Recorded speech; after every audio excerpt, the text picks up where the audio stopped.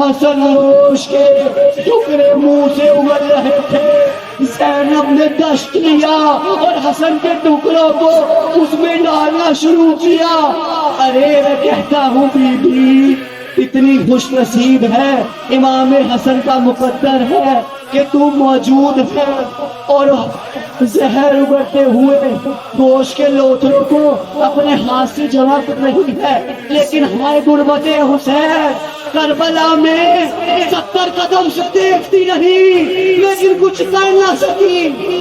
اب جو حسن کے پیر پھولنا شروع ہوئے، حسن کا چہرہ زرد ہوا، بڑی تیزی سے بس ختم کرنا ہے، تمام کرنا ہے، وصیتیں کر دی۔ وصیتیں کرنے کے بعد حسن کی تدفین کے لیے حسن کا جنازہ تیار ہوا۔ جانتے ہو تاریخ کے 5 جنازے بڑے قیامت کے ہیں۔ ایک جنازہ، پہلا جنازہ رسول خدا کا تھا، امت نے کہا ہمیں جنازہ نہیں دیا گیا۔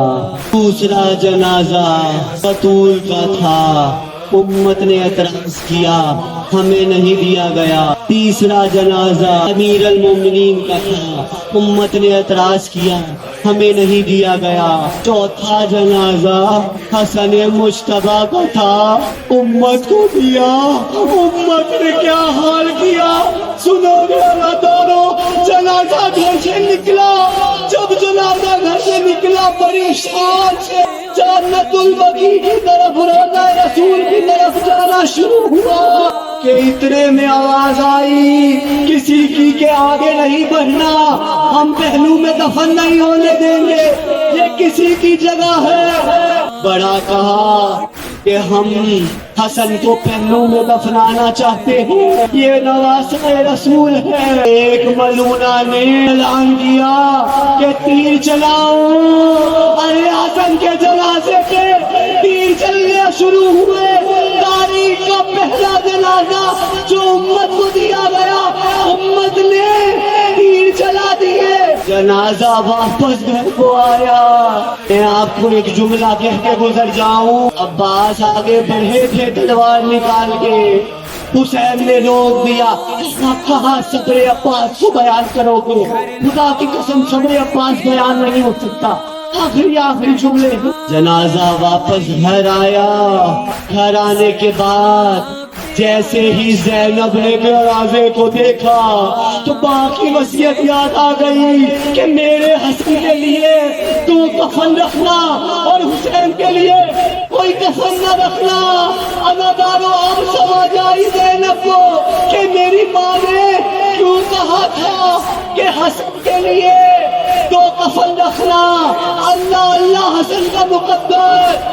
اب جو حسین نے تیر نکالنا شروع کیے، ایک ایک تیر نکلتا تھا، زینب بڑی آگے، شریکت الحسین ہے کہ بھیا میں بھی تیرا ساتھ دوں گی۔ ایک تیر زینب نکالتی تھی، ایک حسین نکالتے تھے، ایک تیر زینب نکالتی تھی، ایک حسین نکالتے تھے۔ آخری تیر تھا جو نہ زینب نکال پائی نہ حسین نکال پائے۔ سنو گے اداکاروں، وہاں لگا تھا وہ تیر، وہاں لگا تھا 14 محرم کو علی اکبر کے کلیجے میں لگا تھا۔